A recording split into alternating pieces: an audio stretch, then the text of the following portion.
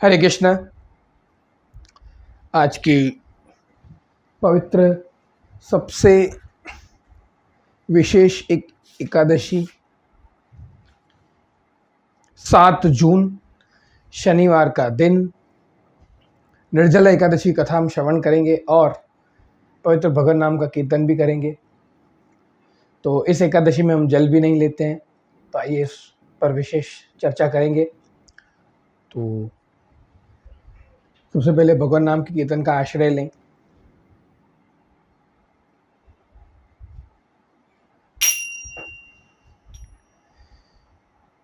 वंदे गुरु श्री चरणारविंदम, वंदे गुरु श्री चरणारविंदम, वंदे गुरु श्री चरणारविंदम, वंदे गुरु श्री चरणारविंदम। जय राधा माधव कुंज बिहारी, जय राधा माधव कुंज बिहारी, जय गोपी जनवल्लभ गिरिवरधारी, यशोदानंदन ब्रजजन रंजन, यशोदानंदन ब्रजजन रंजन, यमुना तीर वनचारी, यमुना तीर वनचारी। जय राधा माधव कुंज बिहारी, हरे कृष्णा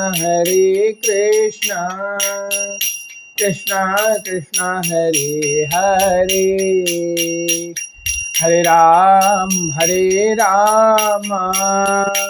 राम राम हरे हरे, हरे कृष्णा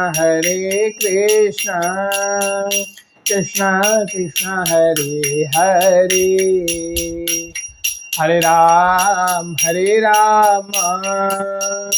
राम राम हरे हरे, हरे कृष्णा कृष्णा कृष्णा हरे हरे, हरे राम राम राम हरे हरे।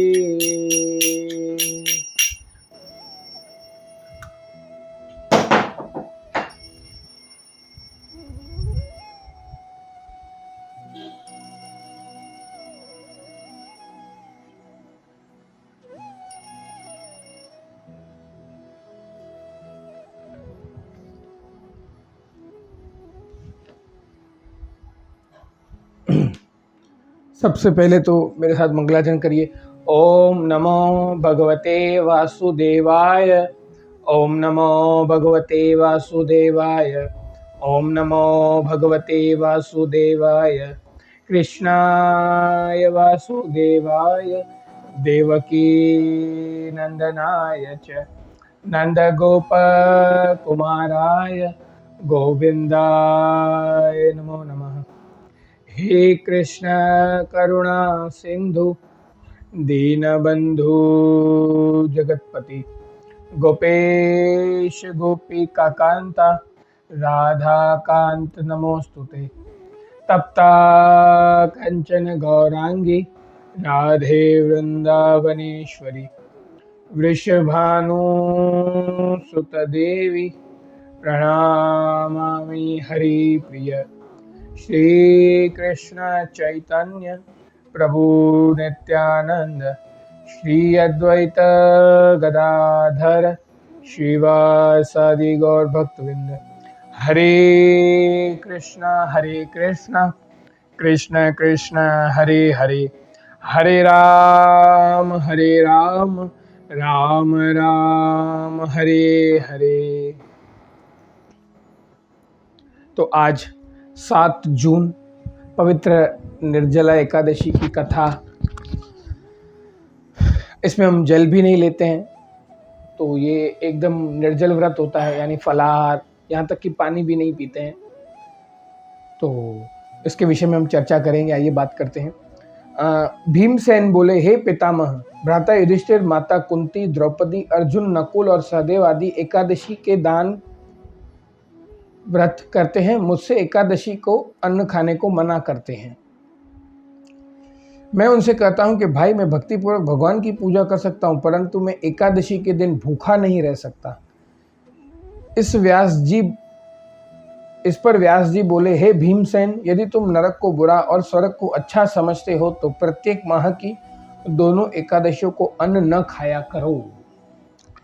अब एक छोटा सा मैं यहाँ पे, शास्त्रों में या महापुरुषों का कहना है कि जब कलयुग का प्रारंभ हुआ तो कलयुग 4 मुख्य जगहों पर रहता है। जब राजा परीक्षित ने कहा कि अभी मैं तो आ गया हूं, मेरा आने का समय आ चुका है, मैं कहाँ विराजू, कहाँ बैठूं?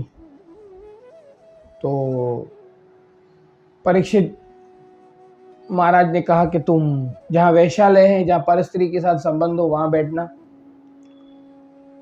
जहां शराब, नशा, सिगरेट, वहां बैठना, कोई भी प्रकार का नशा होता हो, कोई भी प्रकार का व्यभिचार होता हो, वहां बैठना, और तीसरा जुआ खेली जाती हो, वहां बैठना, चौथा मांस खाया जाता हो, जहां नॉनवेज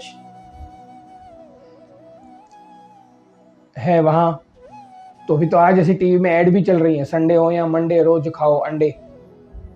हम बाजारों में घूमते हैं, कितने सारे अंडों की दुकानें खुली हैं, नॉनवेज की दुकानें खुली हैं, पता नहीं क्या क्या क्या क्या। और मैं इधर जहाँ सूरत का हूँ, पता नहीं क्या क्या क्या क्या, चिकन पराठा, पता नहीं मटन पराठा, पता नहीं क्या क्या क्या क्या बेचते हैं, जीव की हत्या करते हैं। तो ये कलयुग के लक्षण है, कलयुग वहीं बैठा है। तो यहाँ 4 मुख्य जगहों पे कलयुग विराजमान है, लेकिन कलयुग ने कहा, ये महापुरुषों का कहना है कि 5वें स्थान कहाँ बैठूं मैं? तो बोला, हर एकादशी के दिन अन्न पर भी मैं कलयुग, अन्न में भी कलयुग का वास होता है। और वो हम अन्न जब खाते हैं तो हमारे चित्त को, जैसा अन्न वैसा मन, तो हमारे मन पे प्रभाव पड़ता है, फिर वो पाप बड़े मुश्किल से कटते हैं। इसलिए व्यास जी, वेद व्यास जी भीमसेन को कह रहे हैं कि नरक को बुरा और स्वर्ग को अच्छा समझते हो तो प्रत्येक माह की दोनों एकादशियों को अन्न न खाया करो। मतलब अन्न हमें नहीं खाना है, हम दूध और फल लेकर भी एक दिन रह सकते हैं। एक ही दिन की तो बात है मेरी माताओं बहनों मित्रों, और ये तो सबसे बड़ी एकादशी, अगर हम निर्जल रखें तो बहुत अच्छी बात है।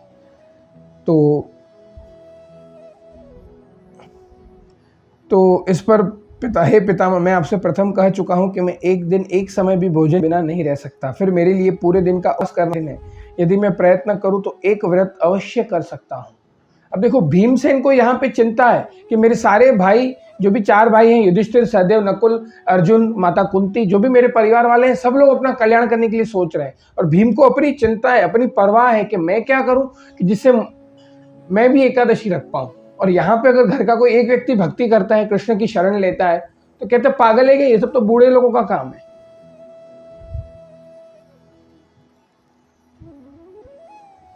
तो ये सब बातें होती हैं। ये सब भीमसेन को अपने कल्याण की चिंता है। तो मेरे कहने का तात्पर्य यह है मेरी माताओं बहनों मित्रों, कि घर का अगर कोई एक सदस्य व्यक्ति भक्ति कर रहा है तो हम उसको पागल समझ रहे हैं।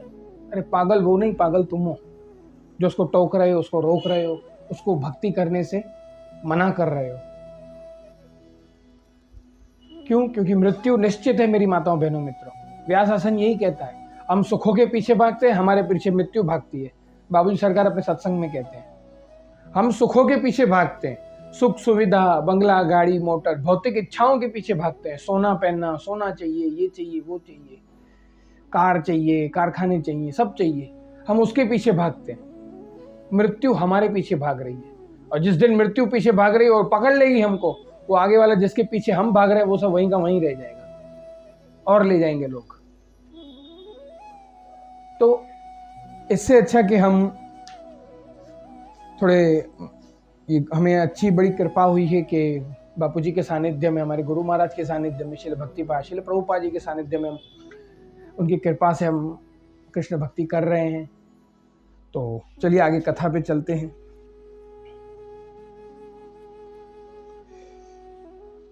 तो यहाँ पर भीम ने कहा कि मुझे ऐसी एकादशी बताई जिससे मुझे स्वर्ग की प्राप्ति हो।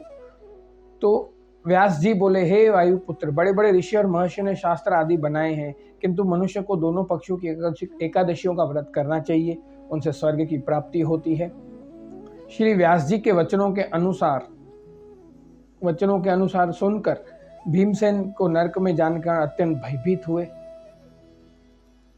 और लता के सामने कांपने लगे। इतना बड़ा भीम बलशाली, जिसमें 70,000 80,000 हाथियों का बल, वो नर्क से डर रहा है।